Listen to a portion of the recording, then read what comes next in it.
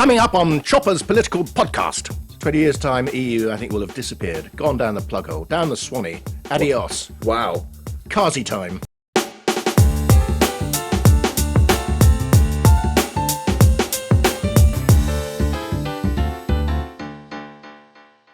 Welcome back to Chopper's Political Podcast, where I bring you the best guest gossip and stories from GB News' studio in the heart of Westminster. I'm Christopher Hope, GB News' political editor. Happy Brexit Day. Today marks 5 years since the UK left the European Union. Some of you might remember where you are for that historic night. There was a rally in Parliament Square late in the evening on the 31st of January 2020, and Brexit happened with immediate effect.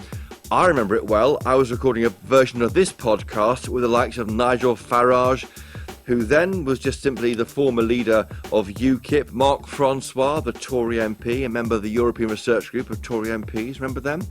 In the Red Lion pub, a stone's throw from where the action was taking place in Parliament Square. So how's Brexit going for you?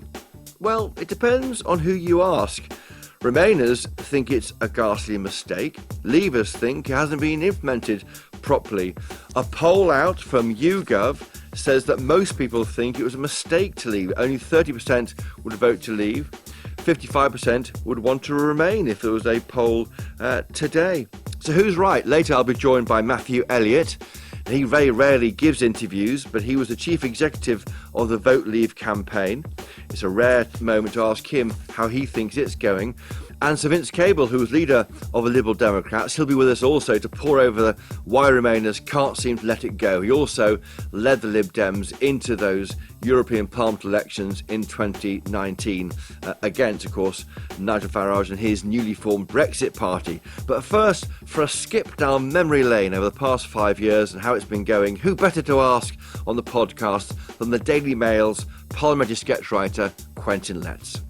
Quentin, welcome to Chopper's Political Podcast. Now, you wrote this week about the pride you think we should feel about the fact we can strike our UK trade deals, decide our defence policy, set our VAT rates on Mrs. Letts' tampons, for example. But you said, well, assuming you don't use tampons yourself, Quentin, you're laughing. Instead, you said a gutlessness infests the Westminster byways, appeasement and drift are in the air. It's a bit gloomy, isn't it, for a January day? Well, I'm not the one who's been gloomy. They're the ones who've been gloomy. I thought, you detect it, and I continue to think, Brexit is tremendous liberation. We are now in charge of our own destiny. Isn't that what life is meant to be about? And aren't politicians meant to be able to take decisions and enact policy? Well, they can now. And Brexit is largely responsible for that. We no longer have to look over our shoulder to Brussels and say, oh, they won't let us do it. I think it's terrific. And that's because around 30% of the laws were determined in Brussels, and now they've been repatriated for our leaders here, officials, MPs, ministers. And it's not just that. Power transfer, isn't it? Right? It is a huge power transfer. But I think it's also an assertion of self-confidence. Or it could be. It could be. But the trouble is that the civil servants are very slow to see the possibilities of this. And now we have a government that's not very keen on Brexit. So people aren't sort of grabbing hold of this the way they should. I think Labour's been really missing a trick here politically. I think if they came out as much more pro-Brexit, they'd win over some of the centre ground, they'd win back some of the floating voters. And I think, you know, you should do, when you're in government, you should try to do counterintuitive things politically. And if they came out and said, yeah, we are going to really pursue a good trade deal with Donald Trump. Yes. We're going to make the most of the CPTPP. Well said. You got it. And if we're going to Pacific trade deal, yeah, and if we're going to just make the most of ourselves as a sovereign nation, they would really get a political because bounce. The Tories didn't do it. Let's not the go Tories, there. The Tories got bogged down in COVID, yes, and then they got bogged down in the debt that resulted from COVID. Ukraine war dominated, and a poll out from YouGov saying just 30% now think it was the right thing to vote to leave, 55% against.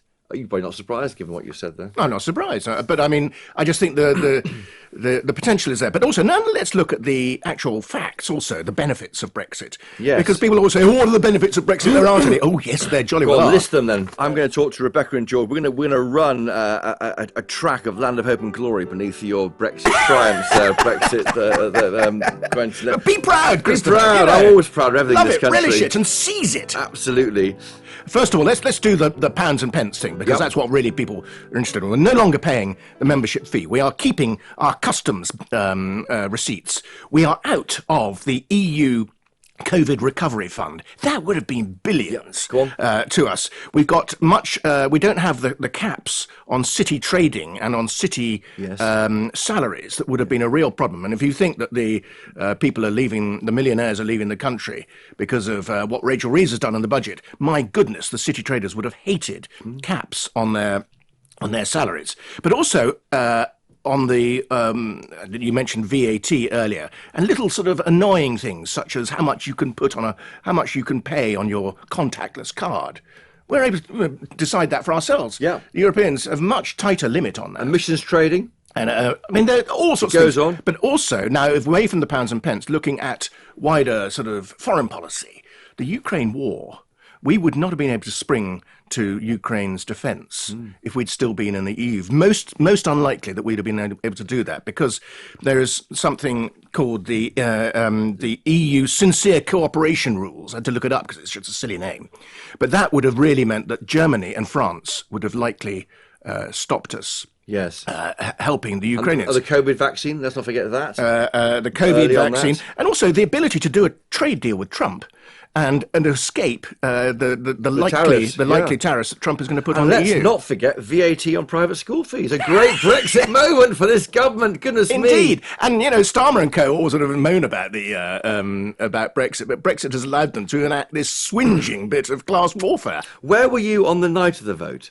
I was at a rather swanky dinner. Well, of course you were. And Mrs. Letts came up to London. That doesn't often happen. I don't let her up to town much because she spends too much money.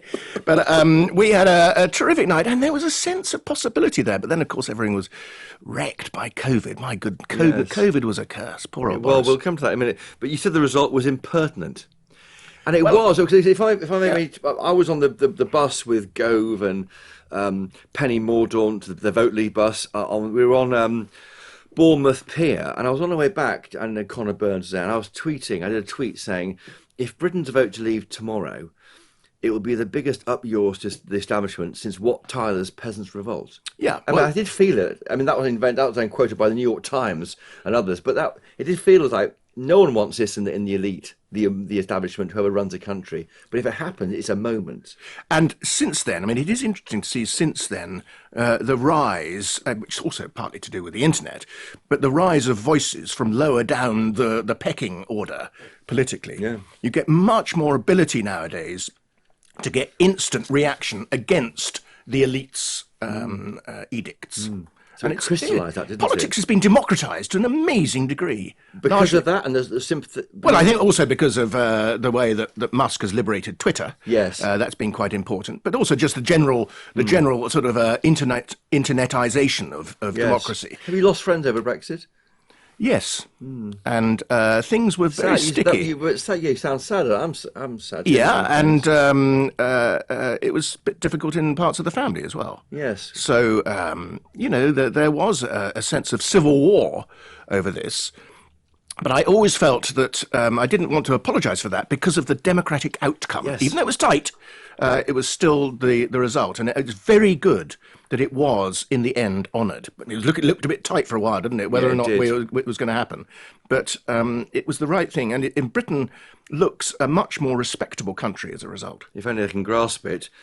But my experience of the past 5 years is Remainers have been very unhappy. They've been very cross. They have. And I think... you feel the same. I mean, they're just angry a bit. Well, I think they're a bit calmer now that Boris has been toppled, and they personalised their hatred onto Boris Johnson, and that's the way things work, isn't it? Yeah. But there was a sort of complete Boris derangement syndrome set in, and that was all really linked to their truculence that they hadn't won. But now Remainers are in the ascendancy. We look at Oliver Robbins, Theresa May's Brexit negotiator with that surrender deal, to quote Boris Johnson. He's the top guy at the FCDO, Foreign Office. Keir Starmer, of course, 2 referendums. Keir, he's in charge. He's won an election, so he rightly is in power. But I think as long as they don't rejoin us, or tie us in too much with horrible talk about alignment coming from Mr. Sefcovic, then I think we'll be okay as long as we've still got the legal sovereignty. Well, there's a triple lock on not doing that. We're not going to join the single market, customs union, or allow freedom of movement. That's the lock on it, isn't it? And I think political reality is that the EU is looking like a busted flush, opposite economically and culturally, actually, and in a regulatory sense. Can I challenge you? Can you think of a good reason to be in the EU right now? Well, easier trade, but actually trade is not as difficult as it might have been. I mean, Boris arguably gave away too much in his trade deal with the EU. And you mentioned the challenges we face. I mean, it does look a bit cursed, the Brexit project, doesn't it? And it's just when we get Trump in the White House, we have Starmer here, who was a Remainer, and Trump might be more pro-Brexit. Of course, he left the EU in 2019. COVID happened the following month. Ukraine war, of course. I mean, you believe in curses, do you? Well, it's not all about Britain and Ukraine. Ukraine was horrific. Are we in Macbeth or something like that? Well, I think it's just events, dear boy, events have knocked the project off course, haven't they? But as I've just listed a long list of the benefits, then I think it's a good thing. Just grab them. And you go and ask people in Kiev. Are you glad that the Brits led the international rescue for your country? They will say, I think, probably on the whole, yes. Does Keir Starmer get Brexit? When I first interviewed him, bizarrely, I was the first ever interview he did on a podcast when he became leader back in March 2020. I think the answer to your question is yes. He told me then he was going to learn about it. He told me. I said he did a tour of Britain over the year. You've forgotten all this. But yeah, you say yes. Why did you say yes? Because recently, when he was asked about AI, and he was asked about a trade deal with Trump as well, he's saying, yes, we're going to make use of our freedoms. And he's now using the word freedom. And I think he realizes now that he is in office, he's saying, oh, yeah, we can do that. I'm the man taking the decision. I like being able to make decisions. When he was in opposition, he was looking to the EU to stop the government making decisions. Now he's in government. He wants to make the decisions. And Brexit allows him to do that. That's the point, because back to the point of Brexit, it gave 30% of our powers all given to the officials and MPs. They weren't not being paid more for doing more work. Maybe that's the problem. There's more work for them to do, but the power they've got now is immense. Well, yeah, it's technically immense. Okay, I think they will now actually follow another form of take back control war against all the regulatory authorities in Britain, all the quangos, and all those people who are gumming up the planning works, and all the sort of the government outreach bodies. I think that's going to be the next front for government, for ministers to take back proper control. And I guess that goes to the point of Brexit. It's not really an end destination. I'm going to say a word you hate. It's a journey, Quentin, isn't it? I do hate the word journey. You ought to be writing soap operas. But look at AI. It's a journey, Quentin. Look at AI, the greatest technological possibilities. Yes. And the EU is saying, no, we don't want this. Amazingly stupid of them. Are you worried? There's a guy called NTS. Now, NTS is Nick Thomas Simmons. He's called NTS. Is he? He sounds like a parcel delivery company. He's not, or he doesn't sell furniture like DHS. He's a clever bloke. He's got a bit of a twitch. He does this sort of shoulder twitch like Mr. Mackay from Porridge. He's a clever bloke, but he will ultimately... What's he doing? He's in charge, isn't he, of this in charge. What's the surrender squad you're worrying about, Quentin Letts? Well, there are a lot of them, aren't there? There's something like 100 civil servants working on deals. Undermining our foundations. Lilliputian threads tying us to the EU. Is that what's coming our way? Well, they'd be very stupid to do it, because ultimately they will see that it is in their benefit to have freedom, to be nimble as a country. We are, as an economy, we want to have that ability to shimmy around difficulties, and we can shimmy better if we are out of the EU, which we are. Hallelujah. Hallelujah. Is Brexit, the Brexit you supported back in the day, is it safe under Labour? You think it should be? You're not sure it is, but it should be, is your position? Well, I think it is, actually, because as long as they don't rejoin us, as long as they allow us to do our own thing. Where are we when we're all in our old journalist retirement home together, watching the telly and shouting at it? Where are we in 20 years' time? Are we back in, or still having these battles, these conversations? 20 years' time, EU, I think, will have disappeared, gone down the plughole, down the Swanee, Adios. Wow. Kazi time. The whole thing's gone. I think the whole thing's going to go. Because people will strike out on their own. Because I just don't see that the French and German axis can continue. And without that, there's going to be no money and the immigration problems. So who goes first? Italexit, Italy, Grexit? I think the Germans. The Germans go first. Yeah, I think they'll just get fed up with it and look at us and think, why can't we do that too? Gosh, mystic Quentin Letts. Thanks for joining us today on Chopper's Political Podcast. Thank Pleasure. you. My next guest on Chopper's Political Podcast is Lord Elliot of Micklefell, better known to most people as Matthew Elliot, the former Chief Executive of the Vote Leave campaign. Matthew Elliot, welcome to Chopper's Political Podcast. Thank you. Great to have you here. You don't often do interviews, and particularly I don't interviews really now, no, you've moved on from Brexit, unlike a lot of people. But we'll come to that. What do you remember most about? I mean, goodness me, what a question to ask you, because you ran the Vote Leave campaign for the Brexit referendum. I'm going to ask you, looking back now, of a 9-year gap, a 5-year gap since Brexit Day, what do you think about it? What's your memory? People often think of Brexit Day sort of 5 years ago, of course, the big moment where we sort of technically finally got out. That was a huge moment. But in a sense, for me, the referendum year was the big year, year running up to 2016. But then again, I sort of remember the tale building up to that as well, because of course we'd done work on the EU and EU waste at the Taxpayers Alliance, which I ran. You'll see I wrote a book on this. You did on indeed. EU waste. Then, of course, set up... Just EU waste, not even government waste. EU waste. Just EU waste. Then set up Business for Britain in 2013 after David Cameron's Bloomberg speech announcing the referendum. So that was building up business leaders who backed the idea of a referendum and change or go. Then, of course, it merged into Vote Leave in the exciting year building up to the referendum. Yes. Then, of course, Brexit Central, the website. So really, in a sense, it was a 10-year endeavour being involved in Brexit. You're just recovering from that. And, of course, I go back to 2002. There was a referendum on a parliament or an assembly in the North East, which I think you were part of, weren't you? I wasn't. So Dominic Cummings was strategist behind that with James Frayne, who was running it. I was doing Taxpayers Alliance at the time. Oh, were you? Right. But in a sense, another referendum worth talking about is the AV referendum. That's it. That's what I'm thinking of. Yeah. So that's 2010, 2011.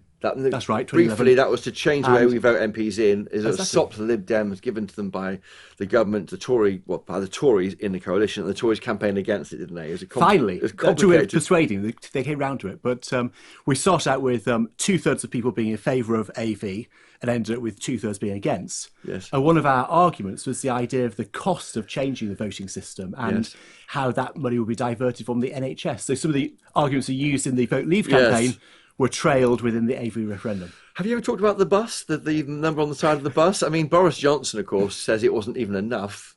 The £350 million being spent on the NHS. It was a gross figure, not a net figure. So it goes on. You have any regrets about the figure? Not sure. No, because we talked about a big number, whether it's 290 million or 350 million, whatever the figure might be. And let's face it, what would the number be now had we stayed within the EU? It would have kept on going up because, of course, the EU budget expanded post-COVID, so it would be even bigger now. Yeah. I once asked in a lobby briefing under Rishi Sunak, just because I thought I should, whatever happened? Have we got the money back for the £350 million? Where's it been spent? And they just said, the NHS. Because it's such a big, it just soaks up all the money. The money's gone into it, apparently. They say so, and it has gone into it. But we don't really notice because of the scale of the NHS. Very true. And the NHS budget has gone up by much more than £350 million a week. And the Tories got little credit for that. But let's not relitigate the Tory failures on the NHS and the like. Has Brexit turned out as you wanted when you were into this? I mean, did you think you're going to win? Okay. So from the point which the referendum was called, so after the sort of general election of 2015, we always knew we had an uphill struggle. But of course, it all depended on basically what David Cameron got back in the negotiation. Yes. But when he came back with very little, and his whole premise was basically, look, we'd be better off out an unreformed EU. That was his soundbite. That's it. So when he sort of failed to reform the EU, the logic then of the country, in a sense, was we'd be better off out. So I think from that point forward, We then had the mechanics of basically how do you get together the right coalition, so getting Boris Johnson on board and Michael Gove and people like Gisela Stewart, and building that coalition was really alongside important. the Farage East group, the 4 million votes you knew were there anyway for UKIP. You had to try and go alongside that with a wider group of people, a coalition almost. So once we had the best backdrop of the lack of renegotiation, followed by the right coalition, all the key building blocks were then in place, and of course accreditation for Vote Leave was the main.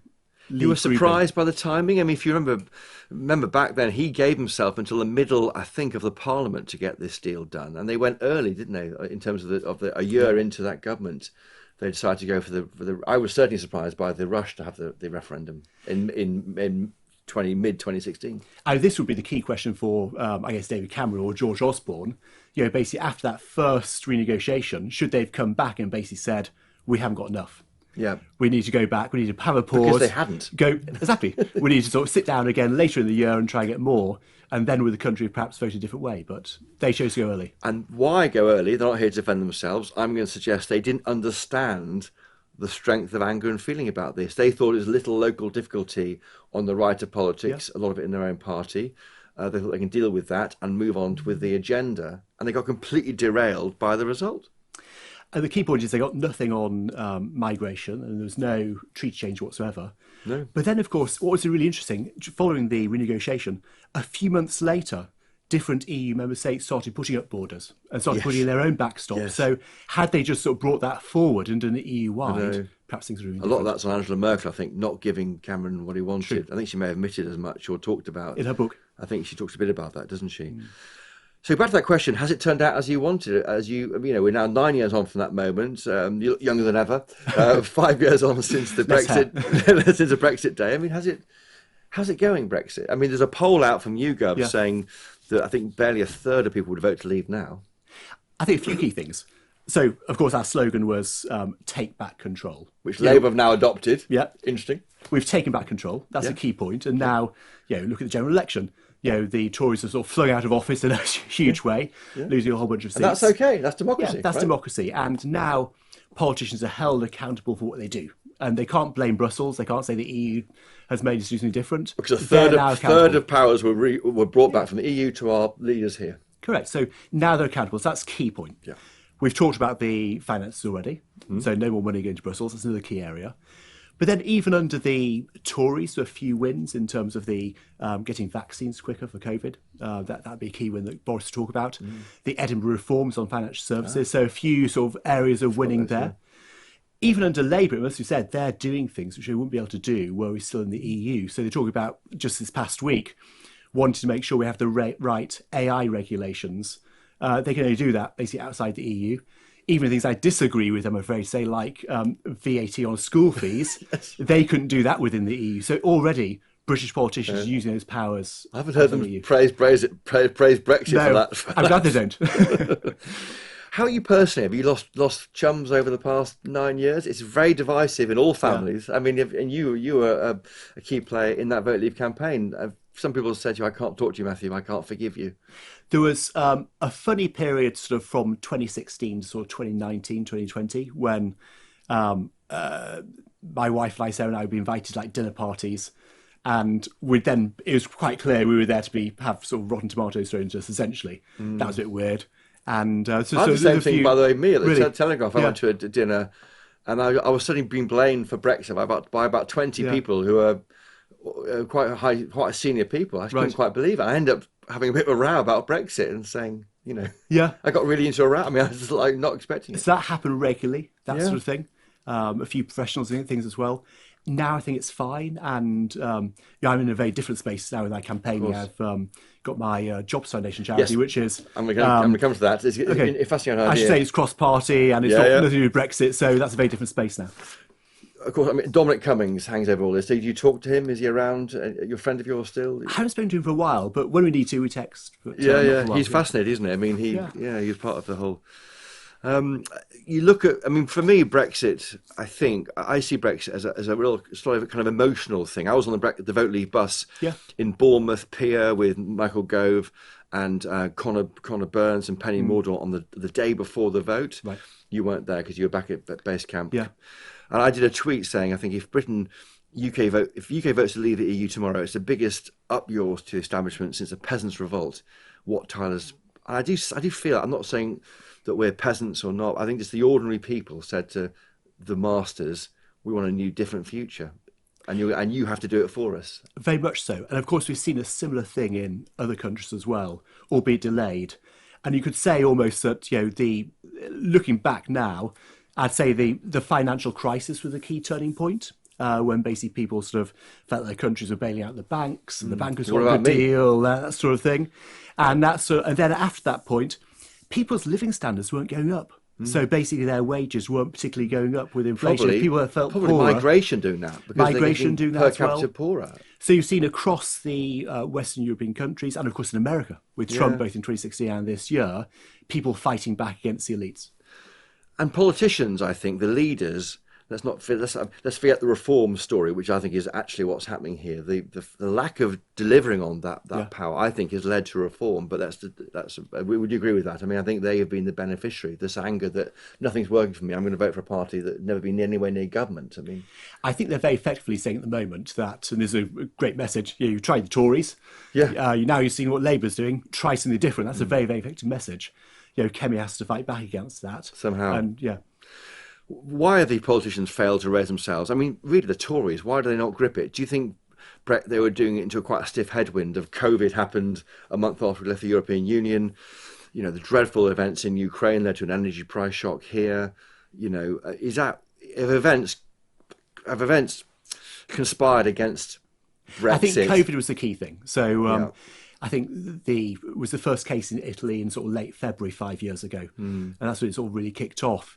And had that not happened, you could imagine that we would have left 5 years ago, and then Boris would have said, "Right, okay, now trade deal with America or whatever." Exactly. Let's look at our place in the world. What's our position with other international institutions? What will we do domestically? How can we best position ourselves in all sorts of different ways? Yes, that would have been a big thing. Yes, it seems now that although perhaps Remainers and Leavers are the wrong terms, but those who supported Remain are in the ascendancy. Oliver Robbins, who negotiated Theresa May's Brexit deal, he's the top guy in the Foreign Office. Keir Starmer, 2 referendums, Keir Starmer once. He's now the PM. Is Brexit safe, the Brexit you campaign for? I think we have to be really vigilant on that front and make sure that we stay outside of the EU. They said so. The red lines are no single market, no customs union, no freedom of movement. Those are the triple lock on Brexit. So we need to keep a beady eye on those things, not least the situation in Northern Ireland, of course. So it's very easy for that to be used as an excuse to try and drag back the rest of the UK but it can't be seen back into EU the tail that law. wags the dog. It can't be doing that. But Northern Ireland's got a distinct position there, being in both markets. So that could be an investment story for some companies there. It could be very good news. Although I follow very closely what Kate Hoey says about this. Yes, and you follow Kate Hoey. Yeah, quite right. Do you worry about Nick Thomas-Symonds and his group? He's got a team in Whitehall trying to get closer links. Basically they're running on security at the moment. Whether that goes into trade and elsewhere could be a worry for you. I don't think Britain wants to rejoin the EU, and certainly with Trump now in the White House and talk of trade wars and what have you. Why would you? Yeah. Who'd want to be part of the EU and its customs union when Trump may have a trade war, when we've got our own powers in that area? But you moved on yourself. What's your charity briefly? So my new charity is the Jobs Foundation, working on the area of getting people into work, and the government's Get Britain Working white paper, too many people into work. It's a cross-party group. But really, it's on that whole sort of welfare to work piece, and also talk about how business is a force for good, which I think it is. So very different areas to Brexit. And you got your peerage, which is, I think, I was struck by how many of the losing side got their gongs from the state back in 2016 to 19. So I think some Brexiteers getting into the House of Lords is a good thing. Matthew Elliot, Lord Elliot, thank you for joining us this week on a great day, on a day to celebrate maybe a moment in our history. Brexit Day on Chopper's Political Podcast. Thank you. Thank you. Now, before we get to our final guest, Sir Vince Cable, I want to bring you a little snippet of my interview from last week, which we didn't play out, about Brexit from Lord Frost, David Frost, who, of course, was the chief negotiator on Boris Johnson's Brexit deal. Here's what he had to say about Brexit and today's 5th year anniversary. David Frost, we're now 5 years since Brexit. I think more than 8 years since the vote to leave. How's it going? It's going very well, I think. Critics say not, don't they? They do, but a lot of people got an axe to grind on this subject, and all those who go around saying we're not growing, we're not trading, all these problems are common across Europe, whether you're in the EU or not.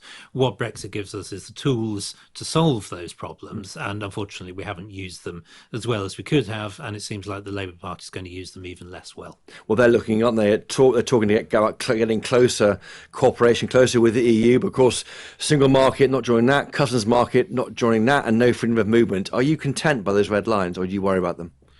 If I believed in them, I would be content with them, because those are some of the fundamentals. The problem is that, I mean, we all know that Labour mostly would like to get back into the EU if they could. It's only the realities of public opinion that's stopping them.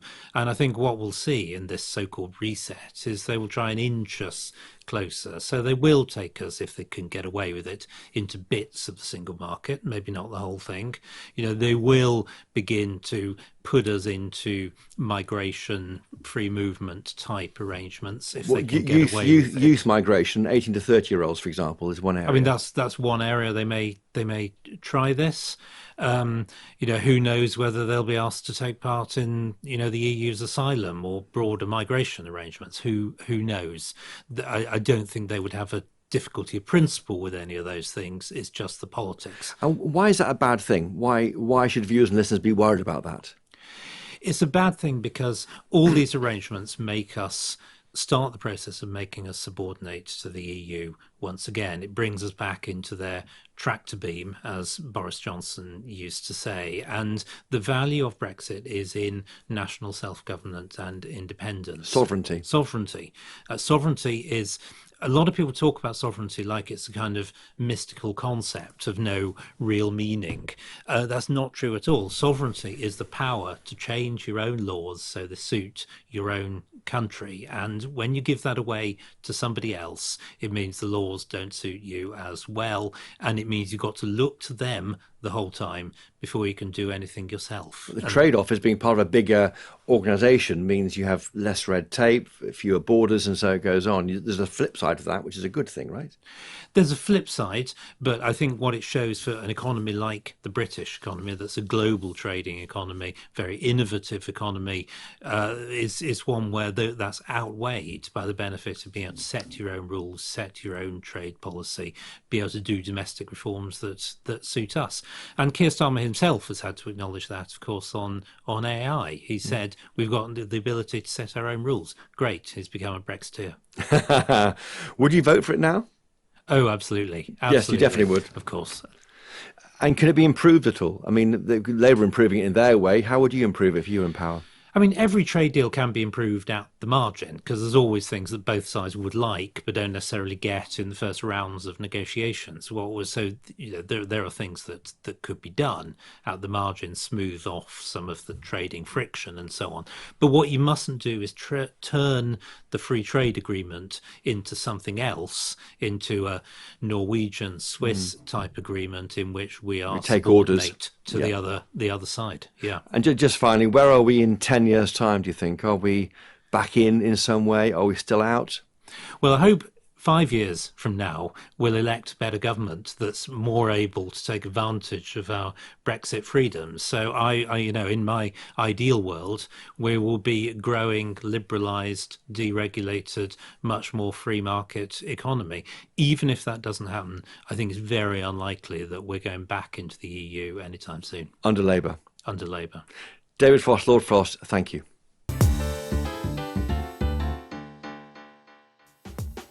That was David Frost, Lord Frost, talking to me about Brexit Day today, the 5th anniversary. Now, our final guest on Chopper's Political Podcast is Sir Vince Cable, the former leader of the Liberal Democrats, a key Remain figure who led the party into the 2019 European Parliament elections. Sir Vince Cable, welcome to Chopper's Political Podcast. It's great to see you again on my podcast. Thank you. It's great to be here. How historic was that Brexit vote?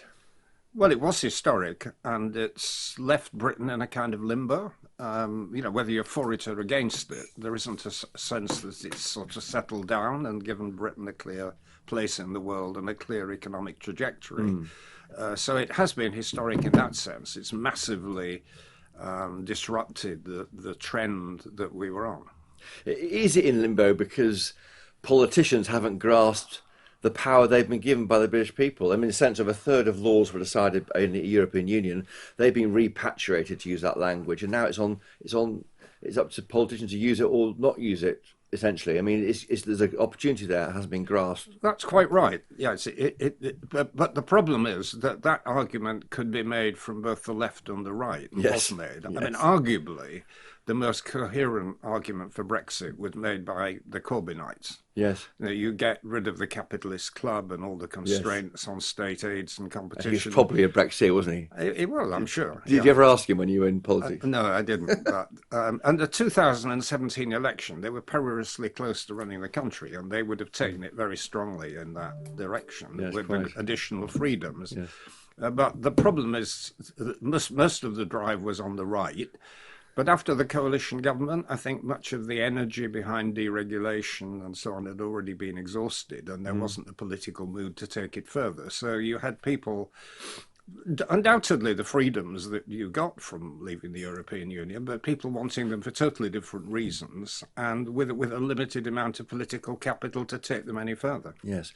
Look on my phone here, a YouGov poll out yesterday saying that the numbers saying it was right to vote to leave are down to 30%, down 3% from November. Wrong to leave the European Union, 55%. I mean, that is a big number. People think it's basically hasn't been worth it. Well, the cheap response is to say we told you so. But actually, yeah, you can say that if you want. It's a deeper problem. I mean, in the sense that what happened, it wasn't just that there were predicted costs which have materialised, but business investment dried up. I mean, it was it's part of a much bigger story since the financial crisis. It isn't the only reason why we're struggling, but it's certainly the EU is struggling too, isn't it? With yes, growth. So why are we better off out of that, being stuck? No, I think the EU story is very mixed. I mean, you're now getting quite dynamic economies in Southern Europe. Spain, even Greece, Italy is now regarded as a successful role model. I'm not quite sure why, but it is. But Germany has problems, but for fairly deep-seated reasons that have nothing to do with membership of the Eurozone. Do you understand why people voted to leave the European Union? I often found with Remainers, speaking to them after the vote, they just couldn't understand it. They couldn't get their head around it. That they just thought it was an immigration thing, or it's a, do you understand why? I mean, you're a thoughtful person. I was out of Parliament actually at the time, at my 2-year interregnum, and I was going round. That's 15 to 17. Church halls arguing the Remain case. But a lot of it was kind of driven by, Daily Express type leads about the horrors of 70 million Turks coming and living in the village near you. I mean, it was pretty basic stuff. But that wasn't enough to swing it, though, was it? That really wasn't enough to. That was maybe a kind of UKIP message, but to have so many people to vote to leave the European Union. Well, I looked quite hard at the evidence, and the biggest correlation was with age. Large numbers of young people were basically Remainers, but either chose not to vote or voted the wrong way in some cases.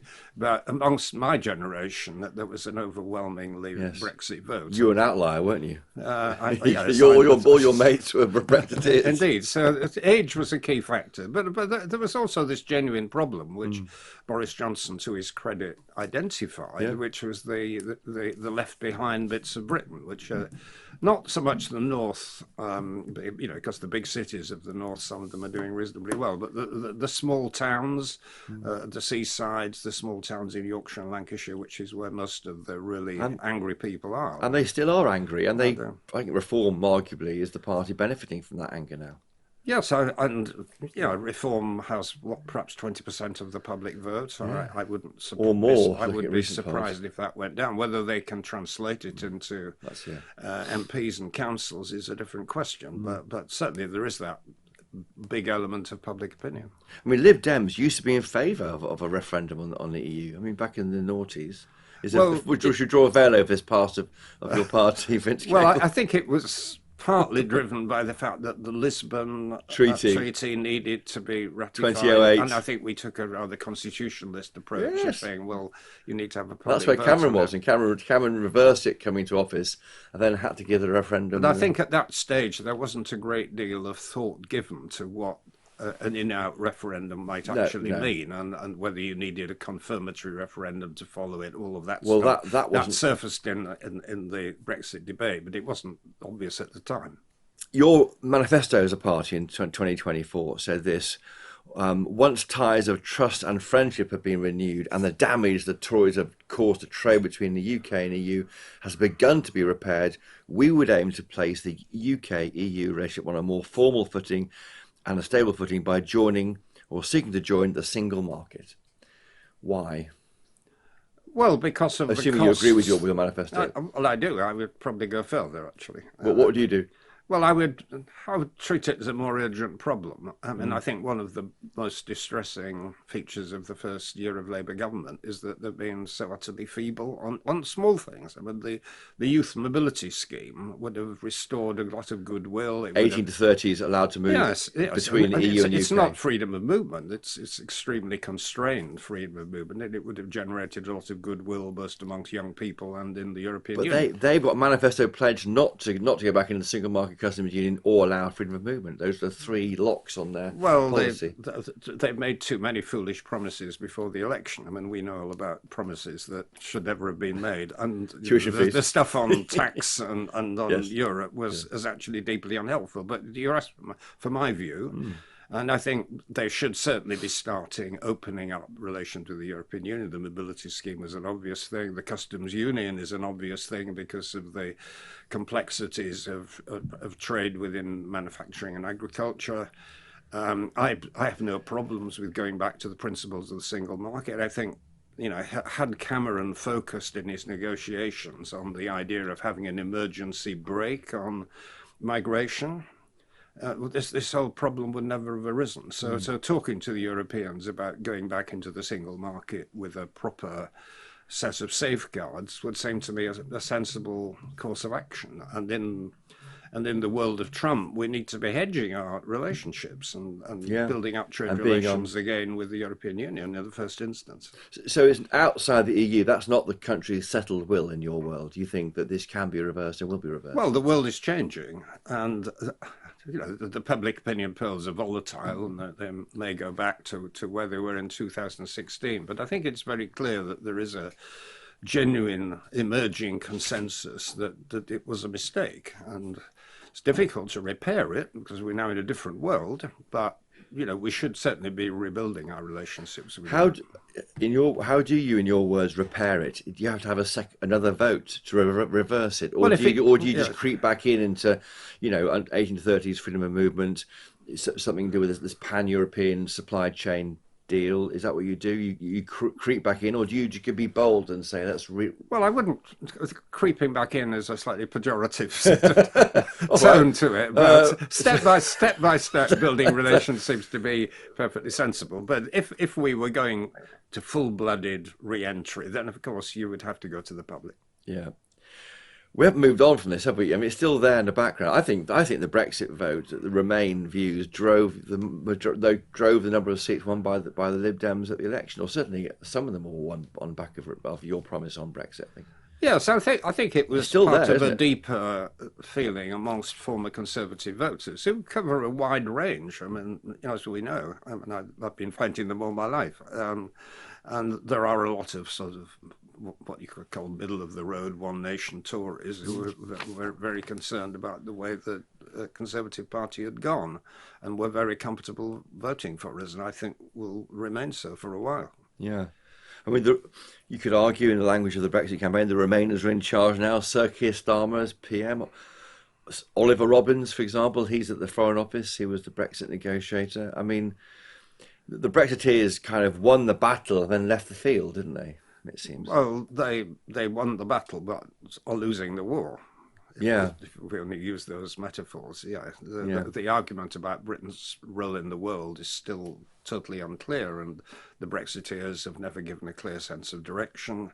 And I think this has got through to the public, who feel that sort of Britain is lost and is now in a weaker position.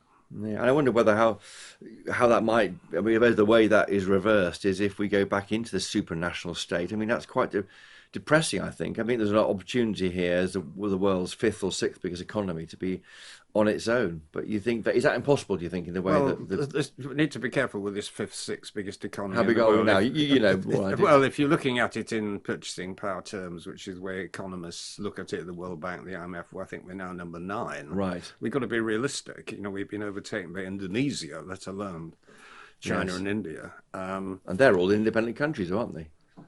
They are. Outside of a trading bloc. Yeah, no, I favour a kind of pragmatic relationship with the European Union. I'm not in favour of a superstate. I think you do need a high level of decentralisation to make big entities work properly. Yeah. But within the European Union, there's plenty of scope for decentralised decision making, and that's what we would be fighting for if we were in it. And I think the European Union itself, it's got into a difficult place, as we know, and they're going to have to reform internally. Just finally, if I can ask you to put your forecasting hat on, Mystic Vince Cable, well, what would you be forecasting on this? Do you think we'll be re-entering, where will we be in 2035? Back in the European Union? I think something close to it. It will be a different structure. It will be in a different world. I mean, in all probability, Ukraine will be a member of the European Union before then, and some of the other countries further east, Moldova and so on, and that will require a different kind of European Union, which reflects a looser relationship. A looser relationship, which is exactly where Cameron wanted it to be back in the day when he started this debate. Yes, and I think that's when we're going to finish up. But we've got to rebuild the economic trading relationships. I mean, the great irony of all this is, I go back to the 1975 campaign that what the British wanted was a closer economic relationship without the politics. Yes, and in a way, we're finishing up with the opposite. We've got weaker economic relationships, but attempts to rebuild a political relationship that's based on defence, and this is bizarre. I think this debate will carry on long after we've gone. Fair there will, yes, but give a role for both of us. Well, thank you very much, Sir Vince Cable, for coming on Chopper's Political Podcast today. And thank you to my guests, Matthew, Elliot, Lord Elliot, of course, and Quentin Letts from the Daily Mail, and also, of course, David Frost, Lord Frost. Thank you all for coming on Chopper's Political Podcast. And thank you again for listening wherever you are in the world. I tweet at Christopher Hope on X. Email me, chopper@gbnews.uk. Let me know what you think of this podcast. If you enjoyed this show, I know you have, please tell your mates. If you really enjoyed it, please leave a 5-star rating and review on Apple Podcasts and Spotify and elsewhere to help other people find it. Thanks to the great team of GB News colleagues behind the podcast, Mick Booker, Jeff Marsh, Rebecca Nunes and George McMillan. And most importantly of all, thank you to you for listening, wherever you are. If you want more Chopper in your life, and who doesn't, please do catch me during the week on GB News with regular updates of reporting and analysis on politics and occasionally presenting programmes on the channel. And keep up to date with our best political reporting on our website, gbnews.com. Until next time, though, enjoy Brexit Day. Cheerio!